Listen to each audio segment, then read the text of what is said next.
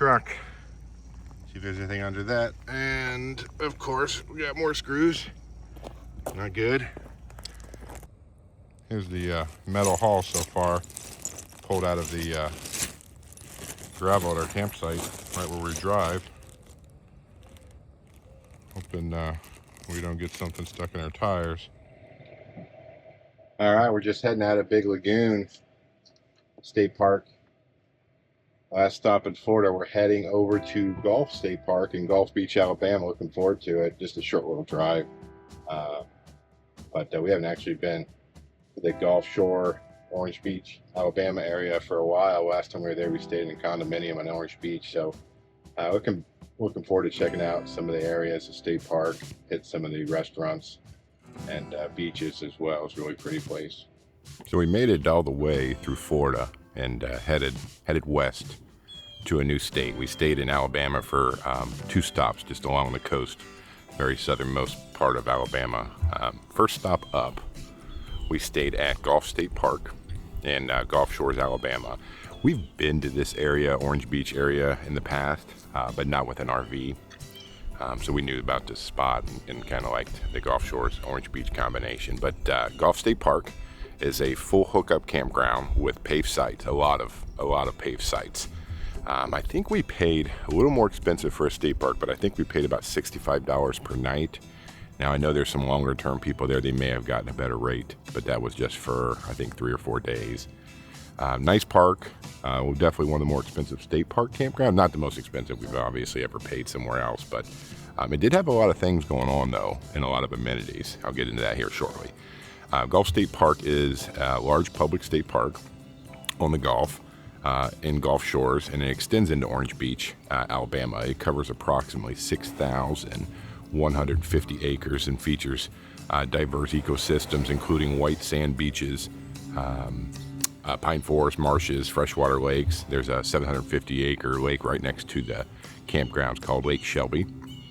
The park offers over 2 miles of beautiful sugar white sand beaches along the Gulf, and different things, obviously, outdoor activities and things like that, kayaking, fishing, people are getting into.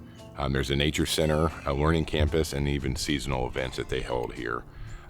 They also have a large swimming pool, a little cold while we were there, and 28 miles of paved and enhanced hiking and biking trails all over the place. 28 miles, you can pretty much go anywhere you want, which was really neat. And I think they had some tennis and pickleball going on, different things like that. But the campground itself, I think, has just about 500 full hookup campsites, and it was busy while we were there. Water, sewer, electric, 50 amp, 30 and 20. They have some tent campers there, but all different size rigs. And I think there was large coaches. They had no problem fitting in. The campground itself has 11 separate air-conditioned bathhouses. They were all conveniently placed, at least from what I could tell. They also have laundry facilities. There's a camp store. I mentioned the swimming pool. I think they might have had Wi-Fi. We use our Starlink Mini, so that never really comes up, but I think they might have had Wi-Fi here, which I would say is pretty uncommon for state parks. Just taking Lily for her midday walk here. Bundled up a little bit. It's kind of windy. Got down to 30 degrees, I think, last night. It's supposed to be up in the 50s. No clouds, though. Beautiful day. I'm supposed to get down to 26, I guess, tonight. So one more cold night. We just fill up our fresh tank and turn our tank heaters on. Some people here running heated hoses. But I would say this isn't typical or likely to last long. Park also has a lodge. It's actually a Hilton manages a Hilton hotel across the street, right on the water. It's beautiful. So it's if you want to stay somewhere else. I can't remember if they had cabins or not, but if they have the lodge, it seemed fairly large if you want to stay in the area and take advantage. Don't forget to subscribe and cut. No likes? And cut. But when we headed over to Gulf State Park, we came due west on the coastal route from Pensacola, Florida. You may recall, we always, I shouldn't say always, we try to hit the coastal roads as much as we possibly can. We're generally not in a super hurry with our plans and how we travel, so we try to hug the coastline as much as we can just to see the water, and it's usually just a lot more beautiful drive than just being on the designated highway of major highway or something like that to get there quicker. But the weather, it was a short little drive from Pensacola. It was really short actually.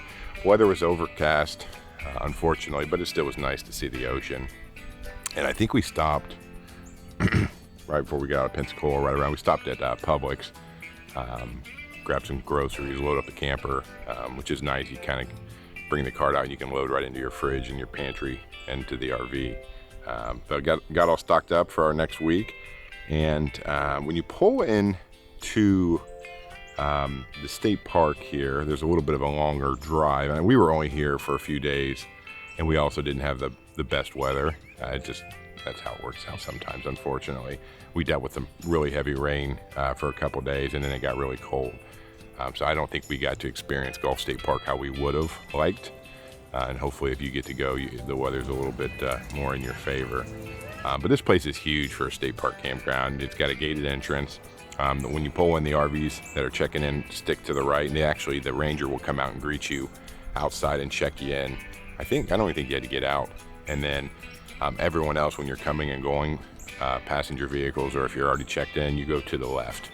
And there's a keypad that you can use to get re-entered, of course, but usually, at least until like 6 p.m., there's a ranger there, and they'll just buzz you in with your parking tag hanging from your mirror. So we got in, and fortunately, we were able to get set up before the rain started, and we needed to do laundry, kind of catch up on some laundry pretty bad. So the last park we were at didn't have facilities. So I think the first night we did a little bit, and they had a large laundry facility. It was only one in the whole park though, and it was pretty popular. I would say they could probably use a few more units, or maybe even a potentially second location. It was pretty busy. I was there 2 different days, I think, doing some different things, and it was busy both. And they had a handful of machines that were just marked as out of order or not working proper, so that obviously affected it too. But rainy weather again, we dealt with it. We went to check out a local lunch spot. Unfortunately, really crappy weather here. It's been raining most of the day, so we haven't been able to get the bikes out yet. But we're going to go check out a place we've been a few years back we went to, called Tacky Jacks. Pretty cool little restaurant. Go grab some late lunch. I think we went to Tacky Jacks a couple years back during the spring break time period. Packed. It was packed. I think it was hard to even get in this place, and people were waiting up the stairs and out the back. And but not so much in January. You don't need not much of a wait. There was only a few of us in there, especially with the crappy weather. But food was okay. It's like a bar style fried food, if you will. But it was pretty expensive, especially for being off peak. I thought the pricing with what you got was pretty high. But you know, what are you gonna do? And then more rain. I should say more cold rain.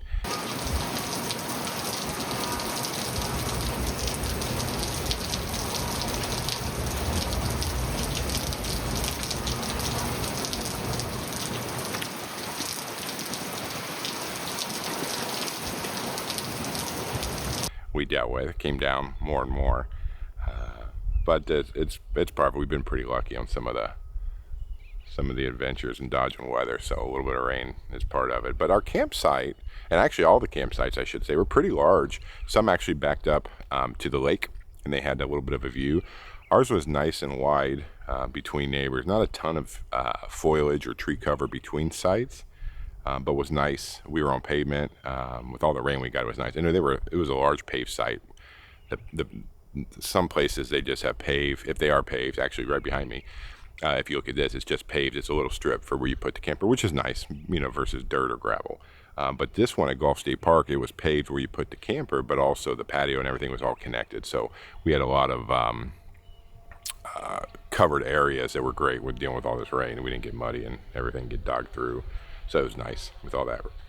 But we did check out the lodge. I mentioned this earlier. This place has a lodge you can stay in. Heading in to get our haircuts. We got a little shaggy over the last couple months, so found a spot just down. It's actually behind the lodge here at the state park. So And also, make sure you take a daily parasite cleanse to avoid appendicitis or having a tapeworm come out of your nose. The lodge was beautiful. It really was. It was really pretty. I think it was all rebuilt like 5 or 6 years ago, following some, I guess there was a couple different hurricanes over the years that caused some damage, and they finally decided to rebuild it. And it showed. It seemed pretty new, and the views were magnificent. So I would recommend checking this place out if you guys are looking for a hotel down here or something. Check out the lodge. It's really pretty. Haircuts all dialed in. Let me see yours. Looking good. I'm so itchy. Well, itchy. What are you gonna do? I mentioned that they have the bathhouses pretty much in every loop. I think each loop was connected. We were only like a few sites down from it. Very convenient locations. They also had ice machines, or at least some type of bagging, pre-bagged vendor machine that you could get at 24 hours if you need it. You know, use your credit card or tap to pay. But the bathhouses were clean. I didn't have any complaints. Large. They had hot water. Only thing I wish is that maybe they would have a couple laundry machines at the bathhouses.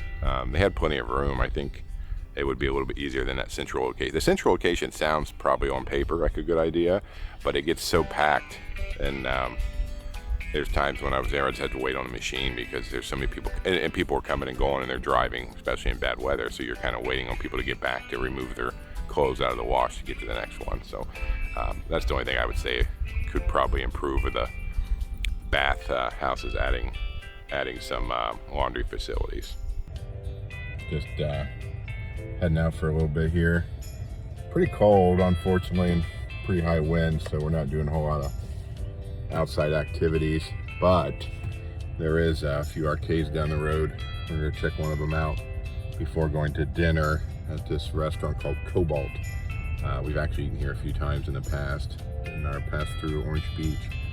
Nice little spot on the water, so looking forward to that. I can spend all my savings on iPhone 2.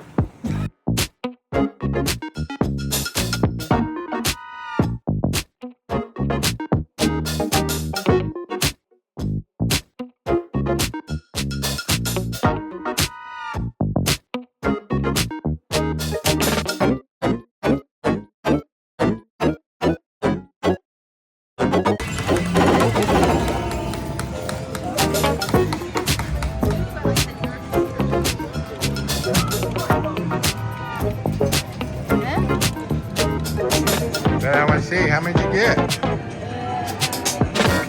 ton. So many I can't even count.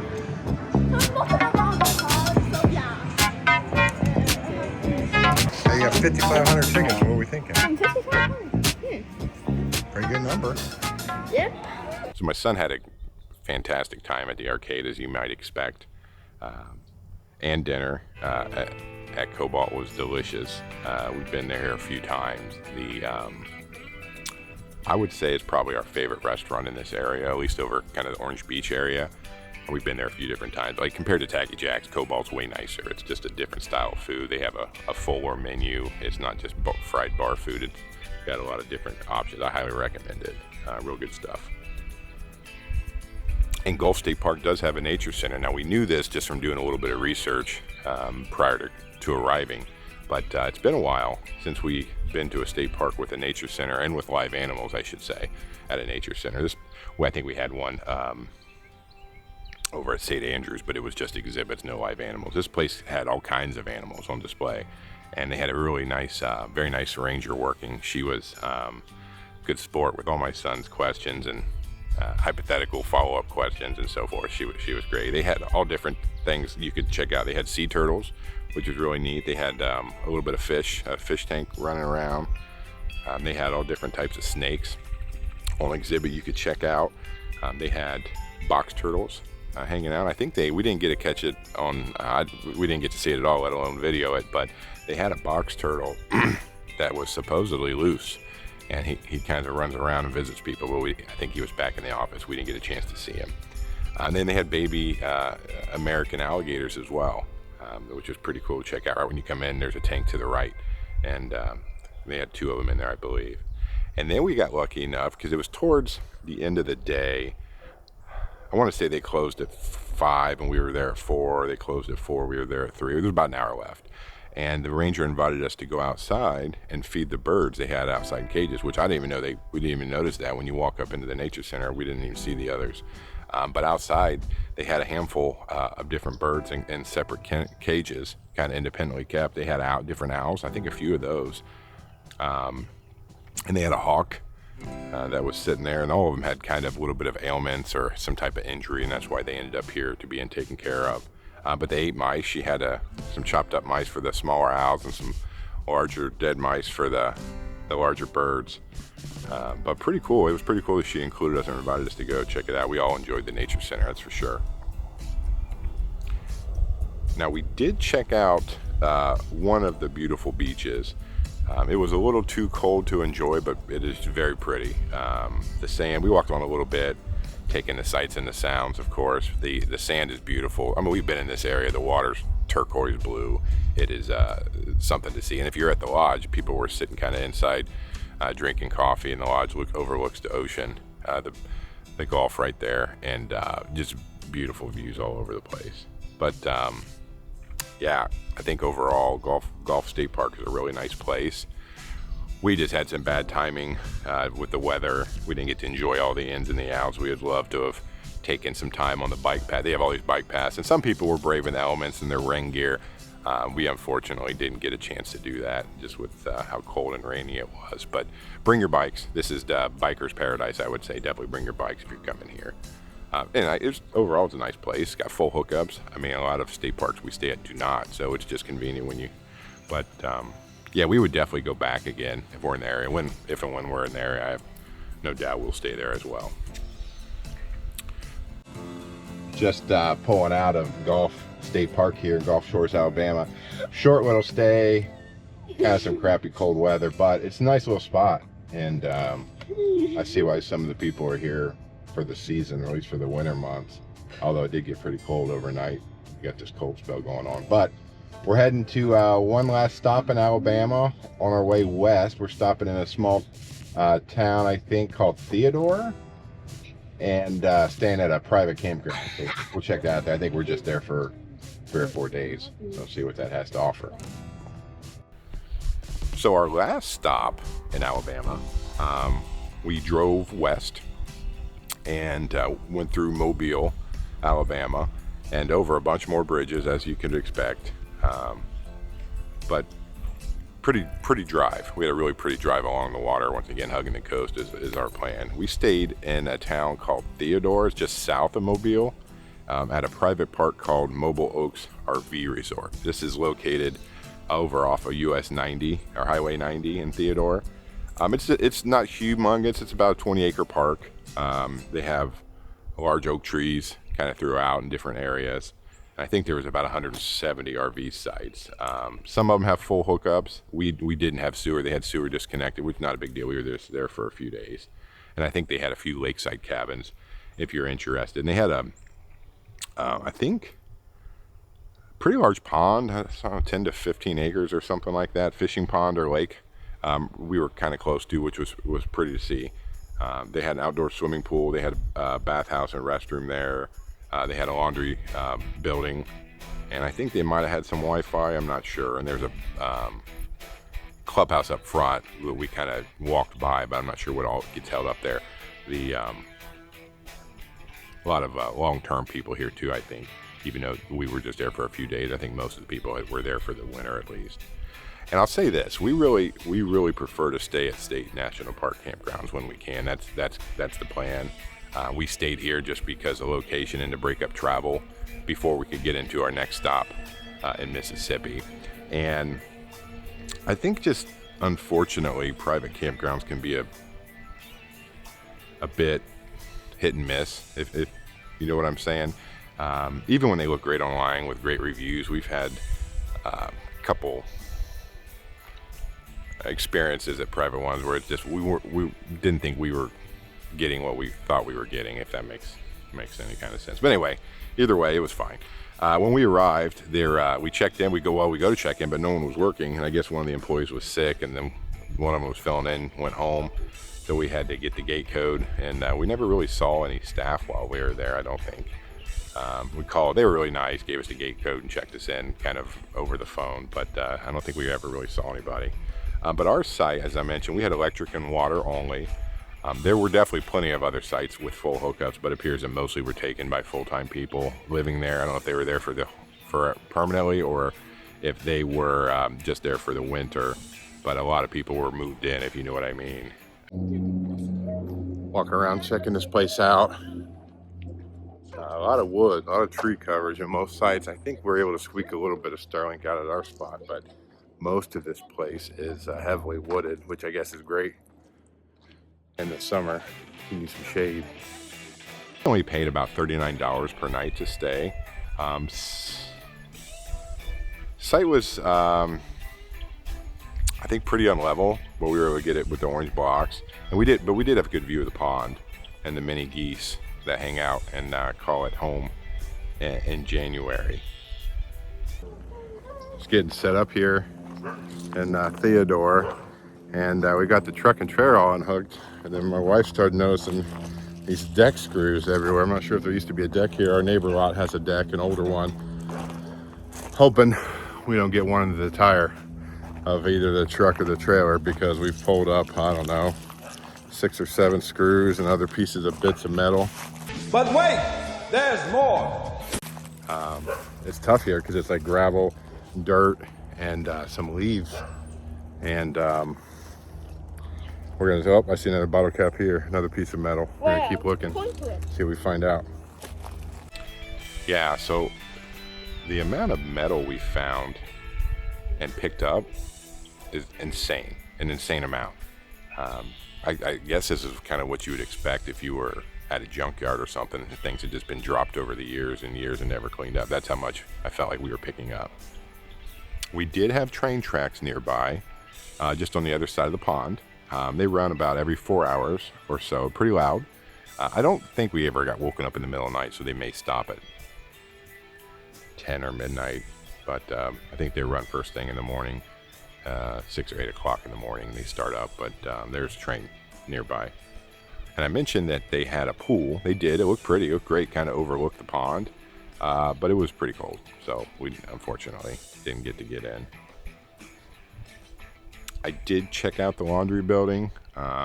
Looks like they only take quarters, and I did not see a change machine, so not sure if anyone's working up front, if they have quarters or not, but something to keep in mind if you need to do laundry. I don't even know how well they work, to be honest. They had a few of them that were out of order, stacked up in the corner. We didn't do laundry, so I'm not sure. And then I mentioned they have bathhouses. So the importance of a bathhouse, especially when you don't have a sewer hookup, is even a few long showers in our RV will fill up the gray tank. I think we're 29 gallons in the gray, 29 in the black, and I think we have a 59-gallon fresh tank.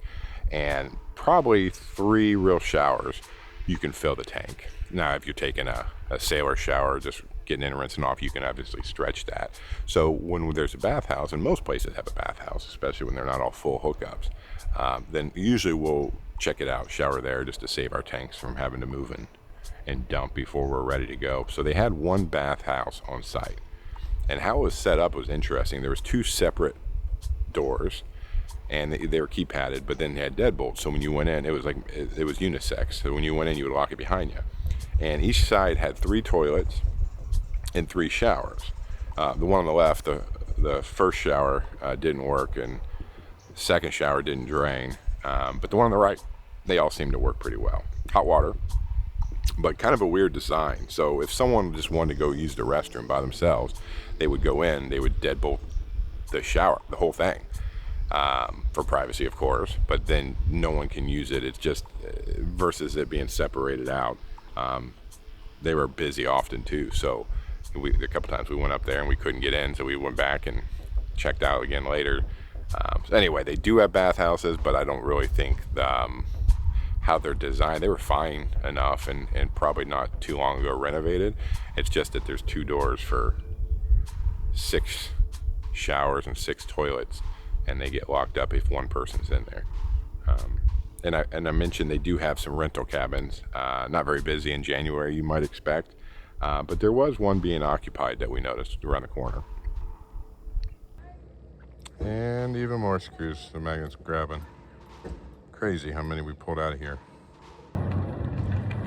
One more tool for the road, I guess. Didn't have with me. Got a little, like a sweeping style 12-inch magnet. I'm gonna try to comb this gravel a little bit better. A lot cheaper than replacing one of these Cybertruck tires. Has only like $17 magnet, so it's pretty strong. Should do a good job. So the next day, I decided we wanted to try to see if we could find any more metal screws, nails in our campsite. So we had a couple. My son had a couple small magnets in the RV, and we tied them into a string and attracted to some things and pulled some screws up. My son also decided he wanted to get his metal detector out.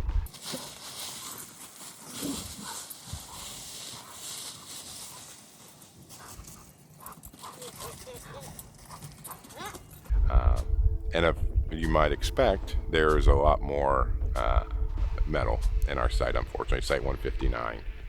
I think they weren't clearing the leaves. There were leaves down. It might be hard to see some stuff. Some of them were pretty obvious, and 4-inch decking screws. Some of the other stuff maybe had been covered up by a leaf or two, but there was a lot of sharp objects. On the left there is what we found yesterday, and on the right is what we found so far today when I bought the bigger magnet. I feel like I could do this all day and continue to just pick stuff up here. It's pretty crazy.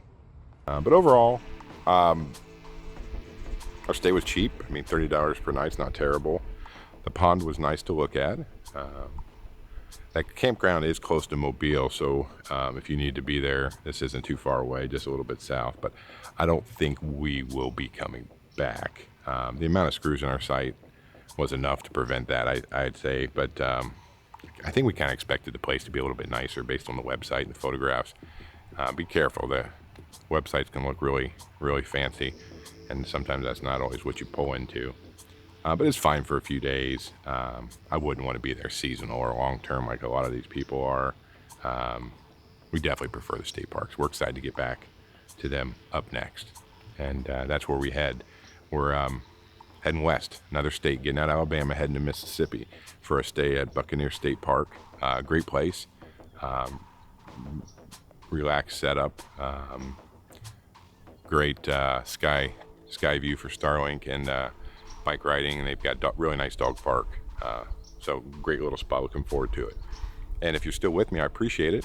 I'll work on getting the Buccaneer State Park over here in Mississippi out as soon as I can, and appreciate you watching. Thanks.